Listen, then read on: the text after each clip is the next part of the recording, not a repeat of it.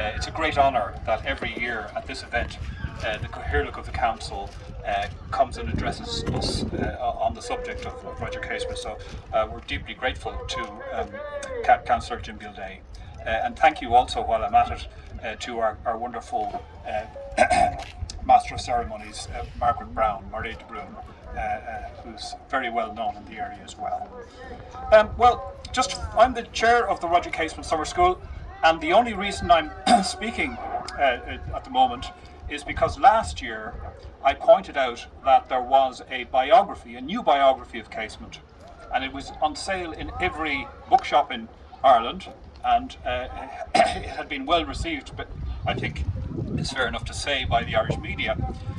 This is the book, and I said last year that I thought it was wrong that here we are honouring Casement, and this biography is really an attack on him, and it's got too easy a thing. So I said, I will do something about this, and I will come back and I will report to this event in 2025.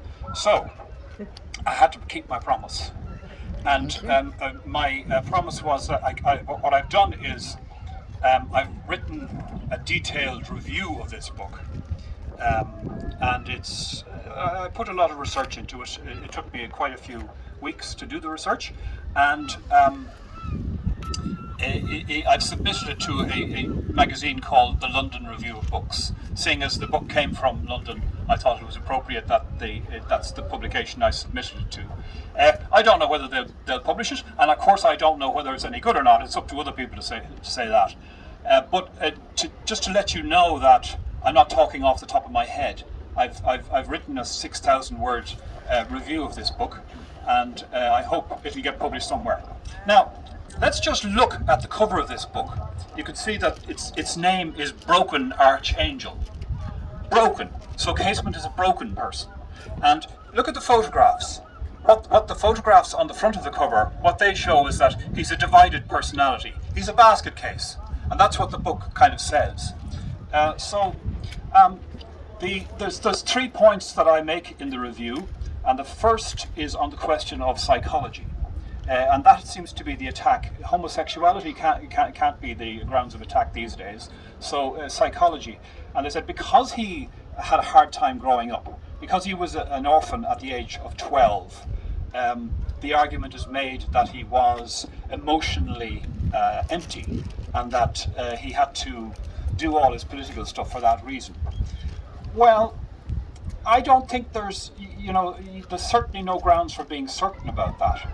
And Casement, as a young man, at 15 years of age, he left school, worked as a clerk in Liverpool, and then travelled to Africa. And at age 19, he began different positions in the Congo. And in each of these positions, he was recognised as being able, and he got quick promotion. And the word spread of his ability. He made his mark in that community, an expat community, I suppose you'd call it. And I think that he showed that he could function at a high level by winning the respect of people in the different positions. So good was he that the British Foreign Office headhunted him after he'd been there for a few years. And once he was in the Foreign Office, the reports went back to Whitehall about how good he was at working with the native population and at averting conflict. And he shot up through. He was the most able diplomat for the British Foreign Office in Africa, in the whole of Africa, and he was very able for them in the Boer War. I mean, he was, properly speaking, a servant of the Foreign Office and a believer in the mission of the British Empire. He changed, of course, as we know, during the course of his years, but he was an able individual, and I don't think that you can say that someone who had that degree of ability is a basket case. And I also think that the personal relationships he had with his family, with his 2 brothers and his sister, with his 2 cousins, Gertrude and Elizabeth Bannister, with his uncle, who became his guardian, all these relationships he kept well throughout his life. And all of the people he met, one of the people he met in Africa was a good friend, Herbert Reed, and he named his son Roger Casement Reed. That doesn't show somebody who has difficulty in dealing with people. It doesn't show somebody who has a weak psychology. So I would dispute that question about psychology. The second point I'd make is that in this biography it is accepted without question, without doubt, that the Black diaries are authentic diaries. He quotes from the diaries. It's a big source throughout the biography in making this point about psychology. The thing is that just in recent years, there's always been opposition in Ireland, very honourable opposition in my opinion, to the idea that the diaries were authentic. But just in recent years, there's been some very interesting research, and none of that research is referred to in this biography. He just takes it. It's proven, there's scientific proof. Well, I question that as well. The event that was held to look at the diaries, a certain individual a professional was employed, and a big fuss was made about that they were going to solve the whole thing. And this was in 2002.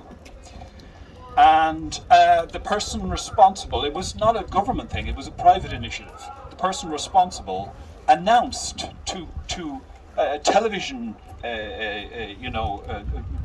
documentary makers and plenty of television in London that the matter was finally solved. We had absolute scientific proof. And so that was the announcement. Within days, the entire thing fell apart. He was supposed to organise a symposium, and many of the speakers invited to that symposium withdrew. Very unusual thing to happen. And then it came out that the person doing the analysis was working for the Metropolitan Police, the same organisation that was accused of doing the forgery in the first place. And then he had made his announcement very foolishly, without waiting for what's called peer review. Peer review is you get experts to look at the analysis. And when the peer review came out, 2 peer reviews came out, they were both negative, and they both said, this is not good enough, and we would not publish this. So it was a shambles. It was an absolute shambles. But much more interesting than that, and I hope I'm not speaking too long, but much more interesting than that was an individual called Angus Mitchell. Now, we in Dun Laoghaire know Angus Mitchell. He has spoken at many events in Dun Laoghaire, and he is the foremost scholar. He's an Englishman. He was educated in Oxford, and he was asked during the 90s, would he publish a study of the Black Diaries, along with a previous biographer by the name of Roger Sawyer. So Angus said, yes, of course I will, I'll do that. And he had no axe to grind, one way or another. But he started to study the diary, the 1910 diary that Casement wrote while he was in Putumayo. And it was a diary covering 75 days. So it's a big diary. And first thing he noticed was that it hadn't been used very much. So none of the biographers had actually consulted this diary. But the Black Diary is a second diary for the same 75 days. He just thought this is very suspicious. Why would Casement have 2 diaries for every day for 75 days at a time when his sight was very poor and it was a big effort to write the diary? And also when he was under surveillance. He'd have these 2 diaries, one of them with explicit material. What? So it didn't make sense to him, and the more he looked into it, the more he came to the conclusion that the 2 diaries were written by different people. And he had to stand out against the whole consensus in the academic world in making that point. But fair play to him, he did. And he withdrew from that publishing project. And he just wrote he edited the actual Putumayo diary. So to me, Casement himself, when he was confronted with the story about the diaries, he said, "It's a forgery!" Straight away, he knew, and he said, "I can't believe that they've stooped so low." Because he'd worked with these people for a very long time. So from Casement himself and from Angus Mitchell, I'm convinced anyway that there isn't a shred of substance to the idea that the diaries were genuine. They are forged. Interesting. I also read this very long document, the Putumayo diary of Casement. It's very interesting. And there's a lovely moment which I just want to share with you where the native population were treated appallingly. There was just regular torture, all of that going on, murder, and the people were, they weren't regarded as humans. And Casement was there, and Casement was a very dominating individual. He wasn't weak at all. He was like Morse, Inspector Morse. He immediately sussed up what was going on. And he managed people very well. He made friends where he needed to make friends. He was political. And but at a certain stage, the chief of the local people came up and put his hand on Casement's shoulder. They had he hadn't got their language and they had trouble getting an interpreter, but the native population had figured out that finally they had a savior and that it was all going to end. So that was a very nice moment. And now the last point I'll make, and I know my chair is going to give out to me soon, but the last point I'll make is that this biography doesn't mention Roger Casement's book.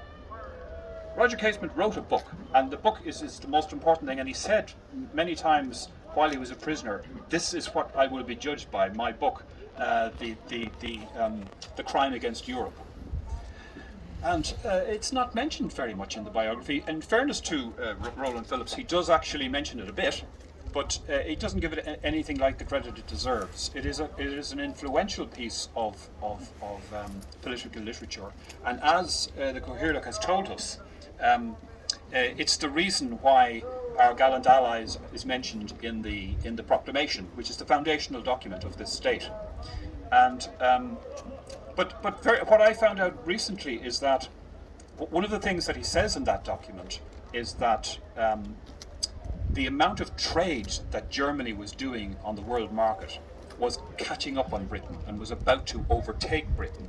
And so they had to protect their supremacy in world markets. They had to stop Germany and destroy Germany, effectively.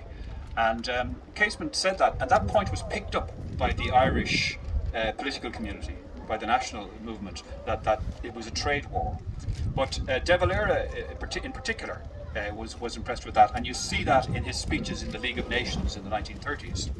But De Valera was a friend of Archbishop Daniel Mannix, and Archbishop Daniel Mannix was the leader of the Catholic community in Australia. Now, the Catholic community, which was mainly Irish, with a few Italians and that sort of thing, there was trouble with them and the Anglo community in Australia during the war, and it came to a head when they were trying to recruit. They were making conscription, or they were trying to introduce conscription. And Daniel Mannix famously said in January 1917, "This is a sordid, an ordinary sordid trade war." And this was the biggest controversy in Australia throughout the war. They were absolutely, it hit the roof that Archbishop Mannix had said this. And Archbishop Mannix praised Casement after his execution. So the Casement story spreads far and wide. It has, Casement was a friend of the American president. He was in correspondence with the Pope. He was really a sort of one-man United Nations at the time. And so this book, anyway, is very, very important politically. And you can't write a biography of Casement and not deal with his book, in my opinion. I've spoken long enough, I think, and that's what I'm going to do, is hopefully get it published somewhere and keep people informed. And if anybody ever wants to read it, it's a long read, but you might want it. I'll make it available. So thanks very much. Thank you.